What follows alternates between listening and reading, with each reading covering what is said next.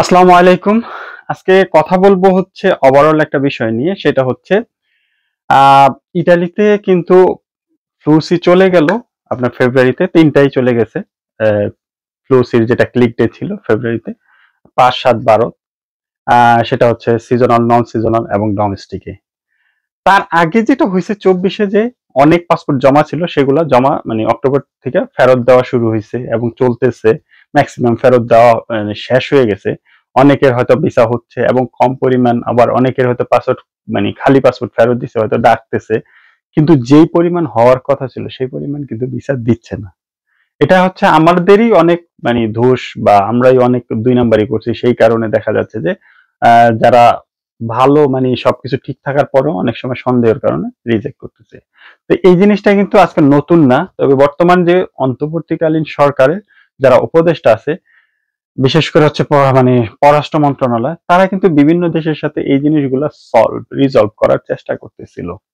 তো রিসেন্টলি হচ্ছে মানে আপনার এম্বাসি ইটালি যে এম্বাসি বাংলাদেশে অবস্থিত, সেইখানে যে অ্যাম্বাসেডর বা যে যারা কাজ করে তাদের সাথে আমাদের দেশের উপদেষ্টা যারা আছে তাদের সাথে একটা কনভারসেশন হইছে এবং আমাদের দেশে বর্তমানে যে উপদেষ্টা আছে বা সরকার যেটা আছে তারা চেষ্টা করতেছে এই ধরনের বিশেষ করে হচ্ছে যারা বাইরে যেই কমিউনিকেশন গুলো এগুলো উন্নত করার জন্য।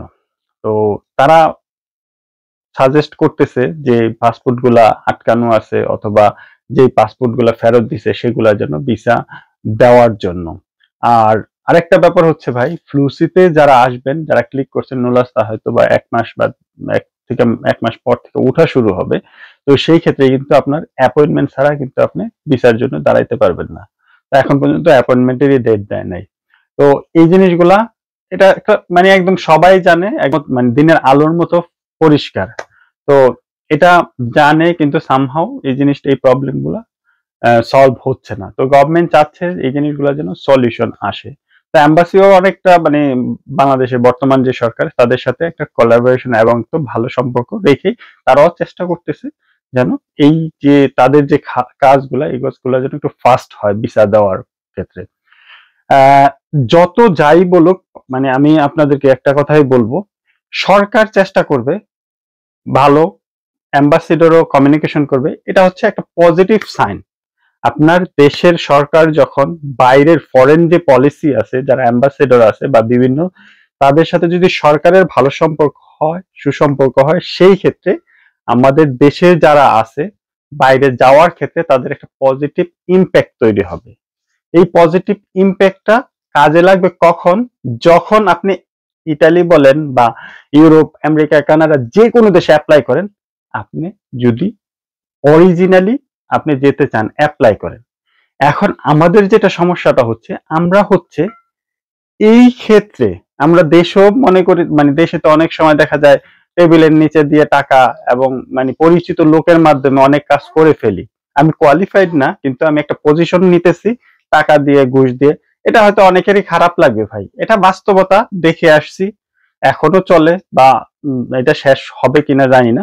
এই প্রসেসটা কিন্তু আমাদের দেশে তা আমাদের আসলে এই যে ব্যবহার বা ইউজ টু এই জিনিসটা কিন্তু আমরা একদম জন্মের পর থেকেই আমরা দেখে আসতেছি। তো আমরা মনে করি যে বাংলাদেশে যে কোনো একটা সরকারি অফিসে গেলে টাকা দিলে কাজ হয়, বিদেশেও যাওয়ার জন্য এম্বাসিতে টাকা দিলে হয়তো কাজ হবে।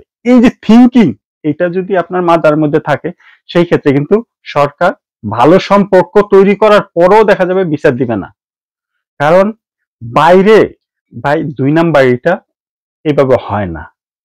আর আমাদের মন মানসিকতা পজিটিভলি থিঙ্ক করতে হবে। ২ নাম্বার এই জিনিসটা যদি বাদ দিতে পারেন ভাই, আপনি যে কোনো দেশে আসেন, আপনি আসতে পারবেন। এখন যদি মনে করেন যে না, আমার নোলাস্তা ঠিক নাই, আমি সিওর না।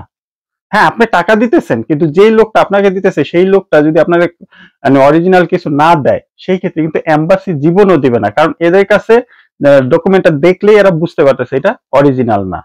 তো এম্বাসি কিন্তু এটা জাস্টিফাই করাটা তাদের কাছে সেকেন্ডের ব্যাপার। না, এটা কেন বললাম? কারণ আমাদের কিন্তু বর্তমান সরকার চেষ্টা করতেছে। কিন্তু সেই ক্ষেত্রে চেষ্টাটা কাজে লাগবে তখনই যখন আমাদেরও উদ্যোগটা পজিটিভলি যাবে। আমরা যদি আপনি ভাই যদি অরিজিনালি যদি বিদেশ আসতে চান, আপনার যদি সবকিছু ঠিক থাকে সেই ক্ষেত্রে সরকারের একটা কোঅপারেশন, মানে সরকারের একটা কমিউনিকেশন করলে সেক্ষেত্রে তারা হয়তো কাজটা ফাস্ট করবে।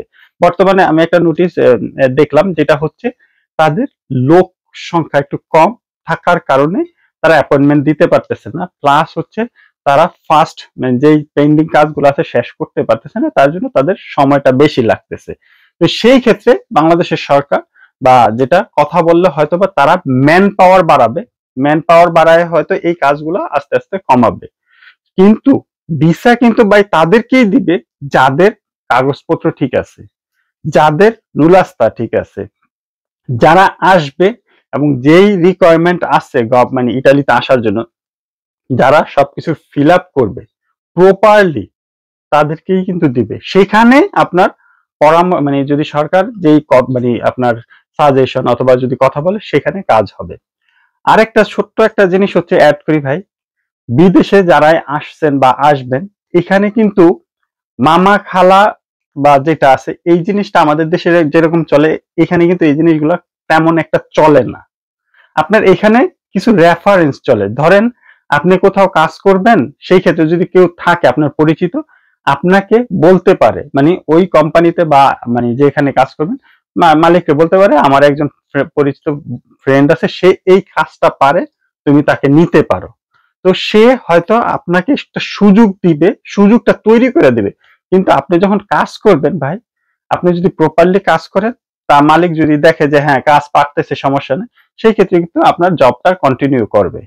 আর যদি সেই ক্ষেত্রে দেখতেছে যে না আপনি কাজ পারতেছেন না, তখন দেখা যাবে হয়তো আপনার 1 মাস অথবা আরো কম, 1 সপ্তাহ পরে বা 2-3 দিন পরে মালিক না করে দিবে। তো এই জিনিসগুলো হচ্ছে এখানকার সিস্টেম, এটা বাইরের সিস্টেম। যাই হোক, ওভারঅল বলবো এটা খুব ভালো একটা সিদ্ধান্ত, সরকার চেষ্টা করতেছে, আর আমাদেরও চেষ্টা করা উচিত আমরা যেন অরিজিনালি এবং অনেস্ট ওয়েতে, মানে যেই প্রপার ওয়েতে আসা উচিত এবং প্রপার ওয়েতে আবেদনটা করা উচিত সেইভাবে করা উচিত। তাহলে ইটালিতে দেখা যাবে যে আসার জন্য কোনো সমস্যা হবে না। তো ওভারঅল এটাই ছিল। সবাই অনেক অনেক ভালো থাকবেন, সুস্থ থাকবেন। দেখা হবে খুব তাড়াতাড়ি নতুন আরেকটি ব্লগে। আল্লাহ হাফেজ।